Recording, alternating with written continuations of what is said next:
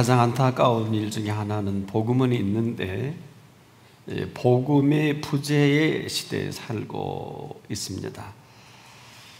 한마디로 예수를 믿는데 예수를 믿지 않는 비극입니다. 수많은 사람들이 예배도 드리고 기도도 하고 성경 공부도 하고 또 나름대로 훈련도 하고 준비도 합니다만은 정말 그 속에 살아계신 예수 그리스도를 발견하기 매우 힘든 이때를 우리가 살고 있습니다. 그럼에도 오늘 예수 그리스도께서는 살아계신 예수 그리스도이십니다. 내일 그리고 장차 살아계신 예수 그리스도는 두말할 것도 없겠습니다만은 예수 그리스도께서는 지금 오늘 살아계신 예수님이십니다.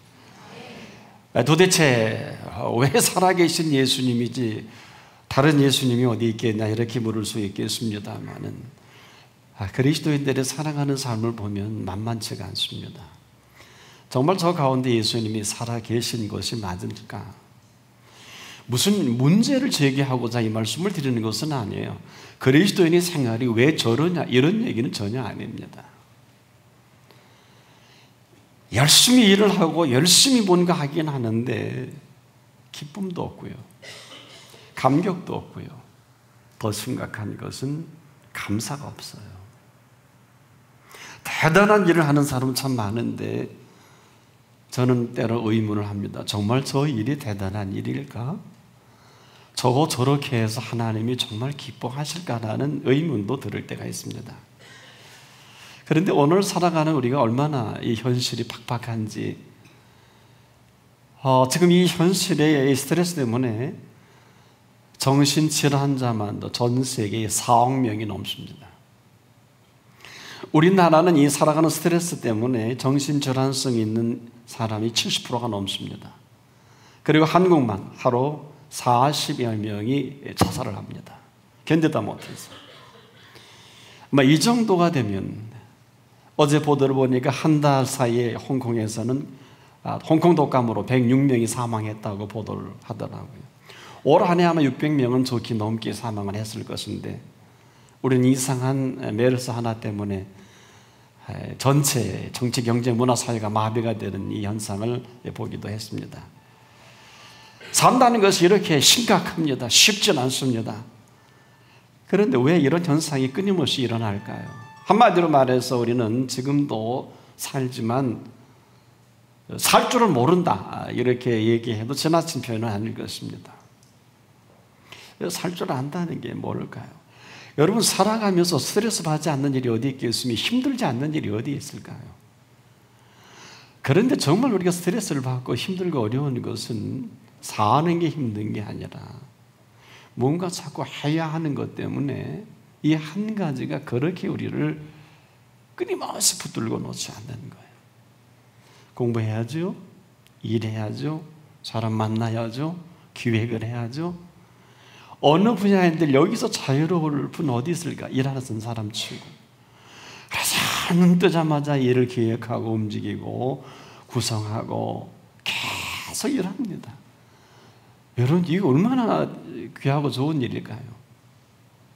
그런데 하루 시작해서 잠들기 전까지 하루의 스케줄을 보면 온통 하는 것뿐이에요. 여기서 사는 것을 발견하기는 매우 힘들어졌어요. 그리고 내일 아침 일어나면 또 점검합니다. 아침 미팅하고 사람 만나고 또 하고 실적 보고하고 한 달, 1년, 5년, 10년, 20년, 30년을 살아도 여기서 과연 자유로울 사람이 몇이나 될까? 하나같이 하는 것뿐이에요. 도무지 산다고 하는 이 사는 것에 대해서는 뭘 사는지도 몰라요. 근데 사는 것처럼 심각한 건 없거든요. 근데 사실 이 사실을 너무 잘 아시고 예수님께서는 한 하나님의 사람을 통해서 우리에게 이렇게 사는 길을 열어놓으셨어요. 이제 내가 육체 가운데 사는 것은 그랬습니다. 우리는 육체를 떠나 살면 인생이 장례를 치러야 되잖아요. 별거 아니잖아요. 이제 내가 육체 가운데 사는 것은 바로 복음입니다. 어느 누구도 육체 가운데 사는 길을 열어놓은 일이 없어요. 사실 육체는 한번 죽었다가 살아나지 않으면 육체를 정확하게 간파할 수 있는 이론은 갖출 수도 없고, 우리에게 뭘 얘기한다는 것은 설득력이 없어요. 죽음도 모르는 사람에게 인생을 원한다는 건 이거는 아주 우스운 일입니다. 죽을 줄 알고 죽었고 죽은 자 가운데 다시 살아나신 분만이 삶을 이야기할 수가 있지 않겠습니까? 그분이 오늘 이제 내가 육체 가운데 사는 것은, 이렇게 우리 육신 가운데 사는 이 실상을 밝혀주신 거예요. 이렇게 살지 않으면 안 되는 것은 아니에요. 한마디로 이렇게 살지 않으면 살 줄 모른다고 결론을 맺어도 지나치지 않습니다. 왜 그럴까? 힘들어져요. 어려워져요. 일에 지쳐서 병들어 쓰러져 그냥 끝나는 분을 제가 봤어요. 저에게 건축하면서 어느 회사에서 융자하는 은행에서 그분이 어느 날 가보니까 쓰러졌더라고요. 그래서 금방 일을 멈추는 것을 본 일이 있습니다. 여러분, 우리가 참 열심히 산다고 하는데 한번 쓰러지면 길이 없잖아요. 한번 쓰러지면 온 가정이 그냥 다 주저앉고, 뭐 경제력을 말할 것도 없고요. 큰 일을 앞에 두고, 혼사를 앞에 두고 부모 중에 한 번 이상이 생겨지면 그 혼사는 깨어지지 않습니까? 자녀는 또 어떻게 어려움을 겪습니까? 행여나 우리는 이 스트레스를 안 받으려고 여행도 해보지만 잠깐이지 않습니까? 쉬어본들 다시 쉬고 나면 그 상황이 반복이 됩니다. 어떤 시간을 갖는다 할지라도 우리는 이 삶의 현장에서 피해갈 수가 없다. 문제는 바로 뭘 모르고 자꾸 우리가 하는 거예요. 뭘 모르고 지금 무조건 하는 겁니다. 도무지 이 가운데에서는 뭘 산다는 얘기를 한다는 게 사치예요. 어떠세요? 그렇지 않습니까? 근데 더 심각한 것은 뭘 하다 보니까요, 얼마나 내가 하고 싶은 대로 익숙해지는지 이게 도구마가 되어버려요. 나도 모르는 사이에 하고 싶은 이 일로 내 삶의 모든 시간표를 거기에 맞춰 나가는 이런 흐름이 되어버리는 거예요. 이러다 보니까 일에 떠밀려 가다 보니까 멈출 때 멈출 줄 모르고, 움직일 때 움직일 줄 모르고, 방향을 바꿔야 할 때 바꾸지를 못합니다. 브레이크가 없는 참으로 달리는 차와도 같이 어느 지점에 가서 충돌하면 그때 서겠죠. 이게 아마 우리의 모습이 아닐까. 이 실상을 알게 될 때는 이미 돌이킬 수 없는 그 모습이 되고 맙니다.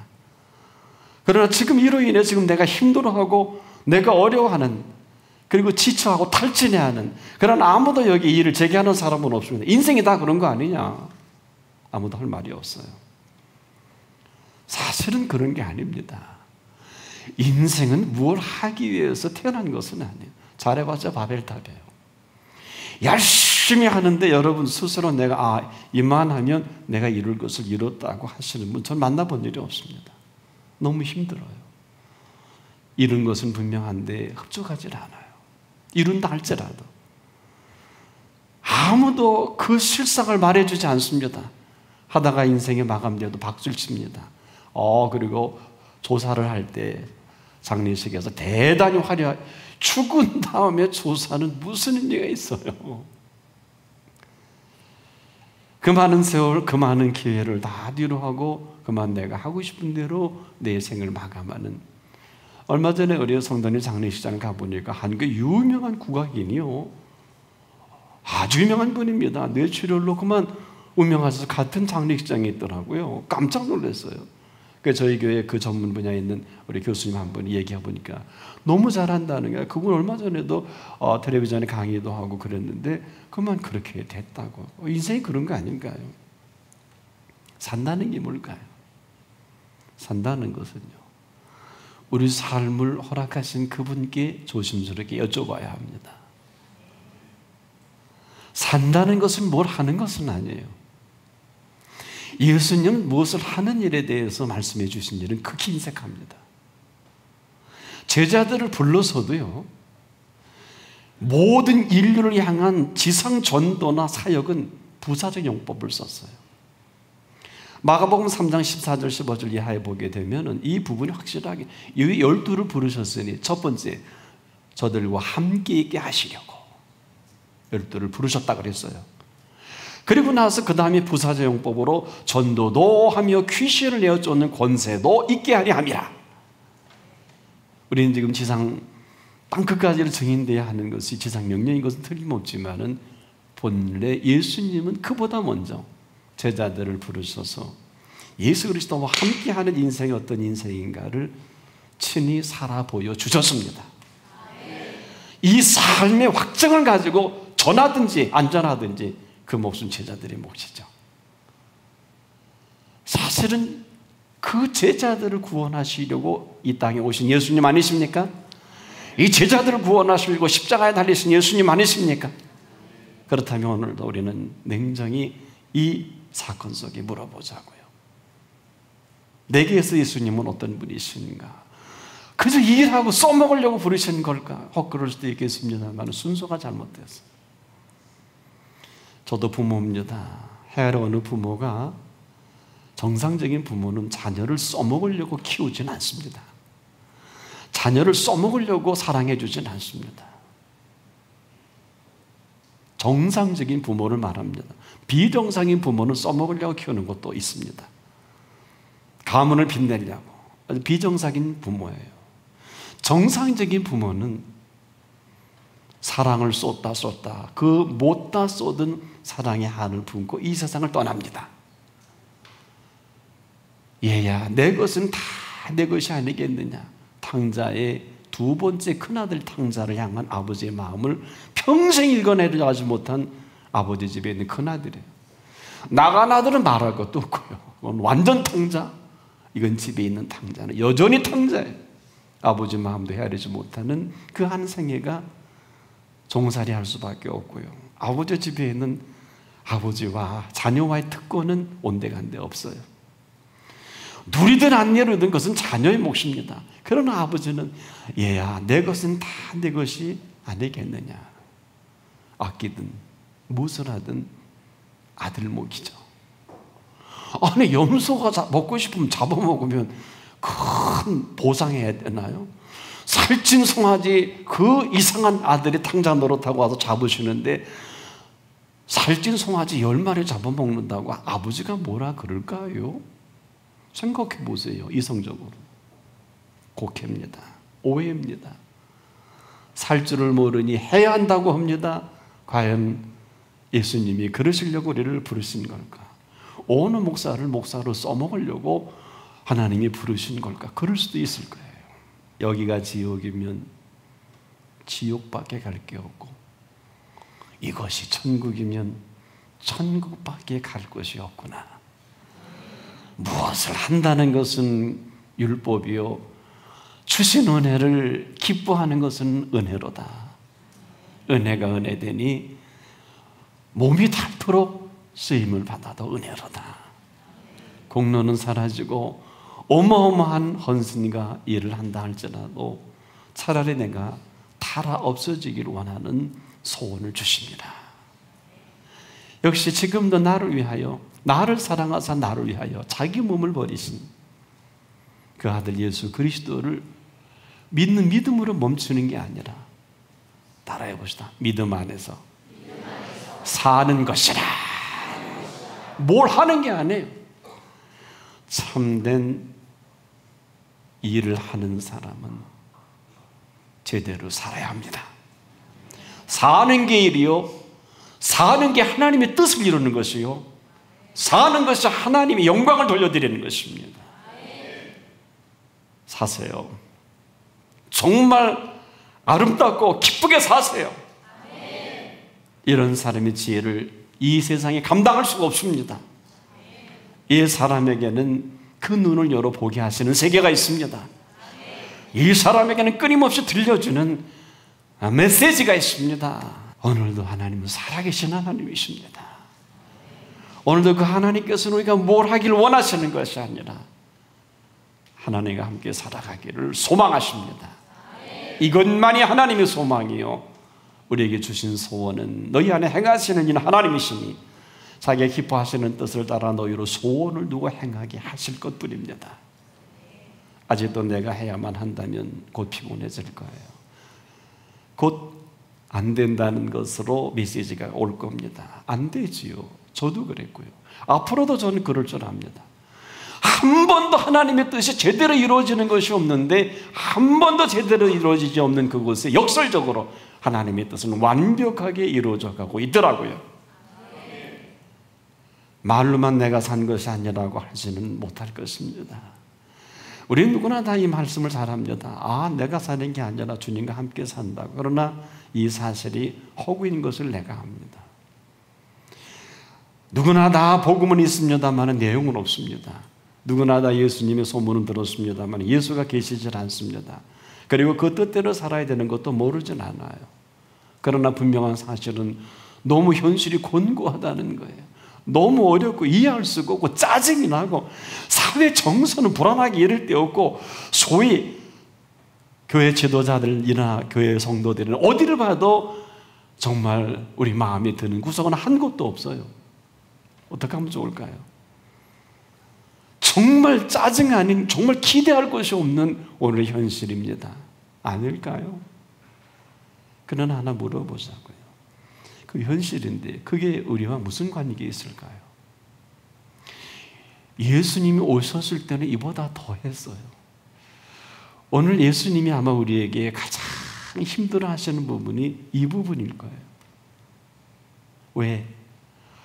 내가 너희를 위해서 십자가에 피 흘리고 너를 사랑해서 너를 위해서 내가 해놓은 것은 하나도 네 속에 이루어진 게 없이 나는 뭐냐? 너 나 믿냐? 여러분 믿는다는 게 뭘까요? 우리는 사람과 너와 나 사이를 믿게 되면 따라가는 것도 있지요. 존중하는 게 있거든요. 뜻대로 사는 게 아니라 친구를 신뢰하면 어디까지 가나요? 갈 때까지 갑니다. 우리가 너와 나 사이를 신뢰하면 그분과 함께 그냥 동행하는 거 아닐까요? 그런데 예수 그리스도께서 오늘 우리 가운데 오셨다고 하면 아마 예수님이 오늘 우리에게 말씀하신다면 억울하면 이것이 그렇게 억울하실 거예요. 다른 것이 아닐 겁니다. 온통 예수님은 그 관심과 배려가 우리인데 우린 전부 일이고 공부 일할 줄도 모르고 공부할 줄도 보통 거기에 산다는 건 상상도 못합니다. 그리고 힘들어한대요. 우리의 이 모습을 보고 억울하면 예수님이 억울하실 거예요. 아니 네가 왜 힘들어야 되느냐? 내가 힘들면 내가 힘들어져. 그렇지 않습니까? 힘들면 예수님이 힘들지 우리가 왜 힘들어야 돼요? 안 믿으면 힘들어요. 이게 바로 우리의 실종의 문제예요. 예수를 참으로 믿으면 예수님의 은혜와 사랑과 공로를 무시해서는 안 될 것입니다. 예수님의 은혜가 형이상학적이고 예수 믿고 제사함받아 구원함 받으면 거기서 끝나는 겁니까? 현실은 무시해도 좋습니까? 그렇지 않습니다. 왜 3년의 공생애를 굳이 33년 생애 중에 왜 친히 예자들과 우리 가운데 살아 보여주셨을까? 심지어 부활 승천하셔야 되는데요 40일 동안 부활 승천하시기 전에 신령한 몸, 부활하신 몸이 어떤 모습으로 이 땅을 살아가야 되는지를 보여주신 예수 그리스도이시기도 합니다. 이 정도면 주님은 우리에게 보여주실 것을 다 보여주셨어요. 우리에게 3년의 공생애를 사신 삶을 사는 것도 내 선택이고 부활하신 이후에 부활의 생명을 사는 것도 내 선택입니다. 그 나머지는 여러분의 몫이기도 하죠. 여러분 세상이 왜 안 힘들까요?